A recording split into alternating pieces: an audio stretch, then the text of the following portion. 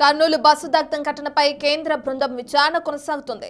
కేంద్ర రవాణా శాఖ ఉన్నతాధికారులతో పాటు సేవ్ లైఫ్ ఫౌండేషన్ ప్రతినిధులు నిన్న ప్రమాద స్థలంలో పర్యటించారు. మల్లాపురం వద్ద బస్సు ప్రమాదానికి గురైన స్థలాన్ని నిపుణుల బృందం పరిశీలించారు.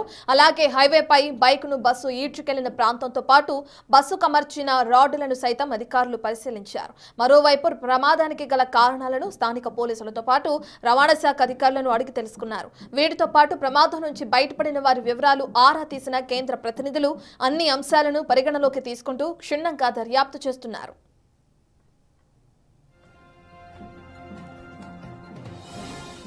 అయితే బస్సు దగ్ధంపై అప్పుడు ప్రచారం జరిగిందన్న ఆరోపణలపై పోలీసులు ఫోకస్ చేశారు. ఈ నేపథ్యంలోనే వైసీపీ అధికార ప్రతినిధి శ్యామల సహా పలువురిపై పోలీసులు కేసులు నమోదు చేశారు. దీనిపై వివరణ ఇచ్చేందుకు నిన్న కర్నూలు డీఎస్పీ ఆఫీసులో విచారణకు హాజరైన వైసీపీ నేత శ్యామలను 2 గంటల పాటు విచారించారు. విచారణ అనంతరం శ్యామల కీలక వ్యాఖ్యలు చేశారు. వైసీపీ ప్రశ్నలకు సమాధానం చెప్పలేక ఉద్దేశపూర్వకంగా కేసులు నమోదు చేశారని తెలిపారు. ఆమె పోలీసుల ప్రశ్నలకు సమాధానాలు చెప్పామన్న ఆమె ప్రభుత్వాన్ని ప్రశ్నిస్తున్నందుకు విచారణ పేరుతో భయపెట్టాలని చూస్తే తమ పోరాటం ఆగదన్నారు శ్యామల.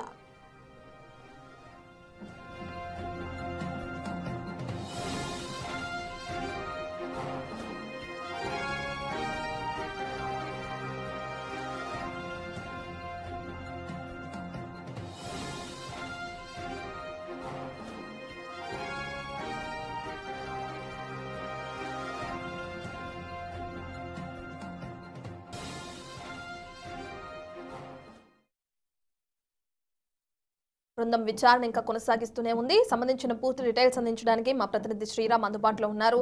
శ్రీరామ్, మనం చూస్తున్నాం కేంద్ర రవాణా శాఖ ఉన్నతాధికారులతో పాటు సేవ్ లైఫ్ ఫౌండేషన్ ప్రతినిధులు కూడా అక్కడ పర్యటించడం, ప్రమాదానికి సంబంధించిన డీటెయిల్స్ అన్ని అడిగి తెలుసుకోవడం కూడా మనం చూస్తున్నాం. ఏ విధంగా విచారణ కొనసాగుతుంది, దర్యాప్తు కొనసాగుతుంది అనుకోవచ్చు? గత నెల 24న జరిగిన తెల్లవారుజామున ఘోర రోడ్డు ప్రమాద ఘటన ఏదైతే ఉందో దేశవ్యాప్తంగా సంచలనంగా మారినటువంటి విషయం. అయితే ఆ రోజు తెల్లవారుజామున వెళ్తున్నటువంటి శివశంకర్తో పాటు ఎర్రిస్వామి ఎవరైతే ఉన్నారో శివశంకర్ బైకు డివైడర్ను ఢీకొట్టిన తర్వాత బైకు ఏదైతే జాతీయ రహదారి నేషనల్ 44 ఉందో ఆ జాతీయ రహదారి మధ్య మార్గంలో ఉండడం, తర్వాత ఎర్రిస్వామి డివైడర్ మధ్య మార్గంలో ఉన్న గడ్డిలో పడ్డం. శివశంకర్ ఏదైతే డివైడర్ సమీపంలో ఉన్నటువంటి ఐరన్ రాడ్స్కి తగిలిన వెంటనే అక్కడికక్కడే మృతి చెందారు. మృతి చెందిన తర్వాత పోలీసులు ఈ కేసును దర్యాప్తు చేసి ముమ్మరంగా కొనసాగిస్తూ ఉన్నారు. అయితే నిన్న, ఈరోజు, రేపు 3 రోజుల పాటు కేంద్ర రవాణా శాఖ అధికారులు క్షుణ్ణంగా బస్సు ప్రమాదం ఏ విధంగా జరిగింది అనే కోణంలో దర్యాప్తు చేస్తూ ఉన్నారు. మనం చూస్తూ ఉన్నాం ఆ రోజు తెల్లవారుజామున ఏదైతే ఒక్కసారిగా ఈ వి కావేరీ ట్రావెల్ బస్సు ప్రమాదం చోటు చేసుకున్న సమయంలో ఒక్కసారిగా రోడ్డు మీద ఊడ్చుకెళ్ళి బైక్ దాదాపు 300 మీటర్ల మేర బస్సు ఊడ్చుకెళ్లడంతో ఒక్కసారిగా అందులో ఉన్నటువంటి పెట్రోల్తో పాటు వి కావేరీ ట్రావెల్స్ బస్సు మంటలు వ్యాపించిన పరిస్థితి మనం చూస్తూ ఉన్నాం. ఏదైతే ఈ బస్సు డ్రైవర్ ముందు భాగంలో ఉన్నటువంటి స్టీరింగ్ ఇదంతా కూడా ఆ రోజు మాడి ఈ విధంగా బూడిదిగా మారిన పరిస్థితి. అయితే కేంద్ర రవాణా దర్యాప్తు అధికారులు అంతా కూడా ముమ్మరంగా దర్యాప్తు చేస్తూ ఉన్నారు. మనం అబ్జర్వ్ చేస్తే ఒకసారి ఇదంతా కూడా లోయర్ బెర్త్లో 2 సీట్లు ఉంటాయి, అప్పర్ బెర్త్లో 2 సీట్లు ఉంటాయి. ఆ రోజు ప్రమాదం జరిగిన తర్వాత ముందు భాగంలో బైకు అక్కడే స్ట్రక్ కావడం, ఒకేసారి మంటలు రావడంతో పెద్ద ఎత్తున ముందు భాగంలో మంటలు వ్యాపించాయి. కేంద్ర రవాణా దర్యాప్తు అధికారులు కూడా ఈ వాహనానికి సంబంధించి అనేక రకాలుగా దర్యాప్తు చేస్తున్నారు. ఒకవేళ ఆ రోజు ప్రమాదం చోటు చేసుకున్న సమయంలో బస్సులో ఉండే ప్రయాణికులు బయటికి రావాలంటే కూడా బయటికి రాలేనటువంటి పరిస్థితి. ఎందుకంటే ఒక సామాన్యమైనటువంటి కొంత 50 to 60 kgs ఉండే మానవుడు ఇక్కడ నుండి నేరుగా బయటికి రావాలంటే కూడా చాలా ఇబ్బందిగా ఉంటుంది. ఎందుకంటే లోయర్ బెర్త్లో అన్ని సీటుకు అమర్చినటువంటి ఏవైతే క్లాత్స్ ఉంటాయో క్లాత్స్తో పాటుగా ప్లాస్టిక్, ఈ ఐరన్ రాడ్స్ కంప్లీట్గా కవర్ చేసి ఉంటాయి. ఆ రోజు జరిగిన ఘోర రోడ్డు ప్రమాద ఘటనలో కొంత దట్టమైనటువంటి పొగ వ్యాపించడంతో ఊపిరాడక కొందరు ఈ ఐరన్ రాడ్స్ ఎక్కువగా ఉండడంతో ఈ ప్రధానంగా ఘటన జరిగినట్లుగా రవాణా సంబంధిత అధికారులు ఇటు రాష్ట్ర కావచ్చు ఇటు కేంద్ర రవాణా అధికారులు ముమ్మరంగా యొక్క దర్యాప్తు చేస్తున్నటువంటి పరిస్థితి. మొదటి ఉండే భాగం నుండి మనం చూసే ఈ విజువల్ ఏదైతే ఉందో ఇదంతా కూడా లగేజ్ సంబంధించినటువంటి లగేజ్ స్టోర్ చేసుకోవడానికి ఉండే భాగం. ఈ ప్రాంతంలోనే దాదాపు 300 నుండి 400 మొబైల్ ఫోన్స్ ఏవైతే హైదరాబాద్ నుండి ఒక వ్యాపార సంబంధించినటువంటి బెంగళూరుకి మొబైల్స్ ఎంఐ సంబంధించినటువంటి మొబైల్ ఫోన్స్, అందులో ఉండే బ్యాటరీలు ఒక్కసారిగా మంటలకు తోడు కావడంతో అందులో ఉండేటటువంటి మూలకాలు కొంత యొక్క మంటలతో పాటు ఇటు బ్లాస్ట్ కావడానికి ఎక్కువగా అవకాశాలు ఉన్నాయంటూ ఫోరెన్సిక్ సంబంధించినటువంటి అధికారులు చెప్పిన పరిస్థితి. దాదాపు మనం చూస్తూ ఉన్నాం, ఈ బస్సులో మిడిల్ పార్ట్లో ఉండే ఈ ప్రాంతం అంతా కూడా కంప్లీట్గా లగేజ్ని స్టోర్ చేసుకోవడానికి ఉండే పరిస్థితి.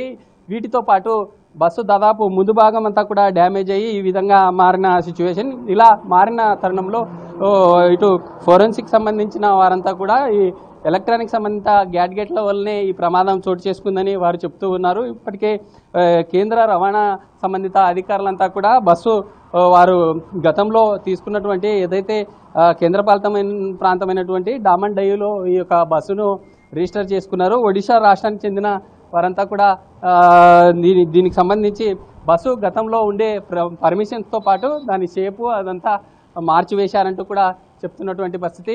అయితే మనం విజువల్లో చూస్తున్నాం, బస్సుతో పాటు సమీపంలో ఉండే ఎవరైతే ఈ కేంద్ర రవాణా సంబంధిత అధికారులు కూడా ఇప్పుడే ఈ ప్రాంతానికి చేరుకున్నారు, మనం చూస్తూ ఉన్నాం. అయితే బిగ్ టీవీ స్క్రీన్లో ఎక్స్క్లూజివ్గా చూస్తూ ఉన్నాం, వారితో కూడా మాట్లాడే ప్రయత్నం చేద్దాం. అయితే కేంద్ర సంబంధిత దర్యాప్తు బృందం వారు ఉన్నారు, వారితో కూడా మాట్లాడదాం. ఈ ప్రాంతానికి చేరుకొని నిన్న అసలు ఈ ప్రాంతంలో ఈ బస్సు ఘటన చోటు చేసుకున్న తర్వాత ఈ ప్రాంతానికి చేరుకొని బస్సు ఎక్కడ ముందుగా ఫైర్ అయింది, ఆ బస్సు యొక్క బైక్ను ఎక్కడ ఢీ కొట్టింది అనే కోణంలో దర్యాప్తు చేస్తున్నారు. ఇక్కడ ఉండే స్థానిక ఎస్హెచ్ఓతో పాటు ఇటు డిఎస్పీ స్థాయి అధికారిని కూడా నిన్న ముమ్మరంగా జరిగిన ఘటనకు సంబంధించి మాట్లాడినటువంటి పరిస్థితి. అయితే వారితో కూడా మాట్లాడదాం. నిన్న అసలు ఏం అబ్జర్వ్ చేశారనే అంశాలు సార్.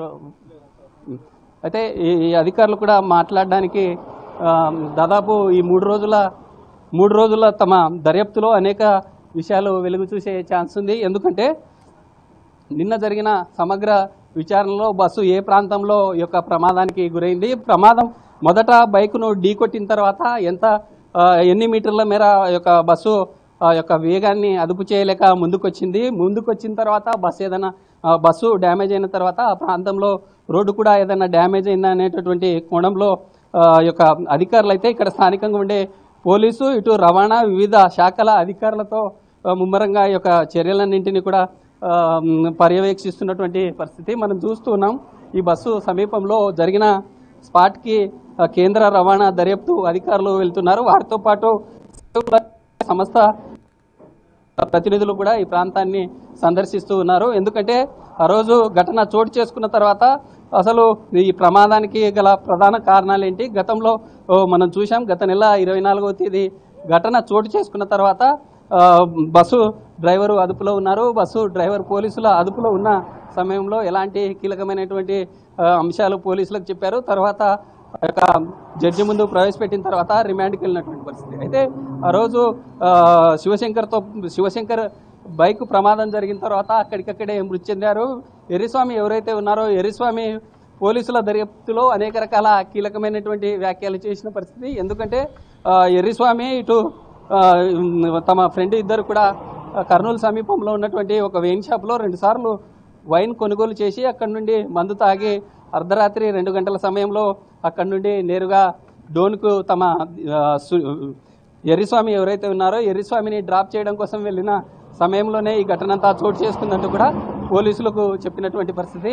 ఎర్రిస్వామి చెప్పిన ప్రాంతం ఏదైతే ఉందో ఆ ప్రాంతంలో ప్లగ్ మార్క్స్ ఏర్పాటు చేసుకొని పోలీసులు ఈ ప్రాంతాన్ని అంతా కూడా అబ్జర్వ్ చేస్తూ ఉన్నారు. లొకేషన్, ఎగ్జాక్ట్ లొకేషన్, బైక్ను బస్సు ఎక్కడ ఢీ కొట్టింది, ఢీ కొట్టిన తర్వాత బస్సు ఎంత మేర ఈ ప్రాంతానికి వచ్చిందనేటటువంటి కోణంలో అయితే అబ్జర్వ్ చేసిన పరిస్థితి మనం చూస్తూ ఉన్నాం. బస్సు ఢీ కొట్టిన తర్వాత దాదాపు 300 మీటర్ల ప్రాంతం వరకు బైక్ వచ్చిన తర్వాత ఈ లొకేషన్లోనే ఈ ప్రాంతంలోనే బస్ అంతా కూడా డ్యామేజ్ అయ్యి కాలి బూడిదైనటువంటి పరిస్థితి. దాదాపు 19 మంది మరణించారు. ఇలాంటి కీలకమైనటువంటి అంశాలన్నింటినీ కూడా కేంద్ర రవాణా శాఖ అధికారులు అయితే దర్యాప్తు చేస్తున్నారు. Right, thank you Sriram.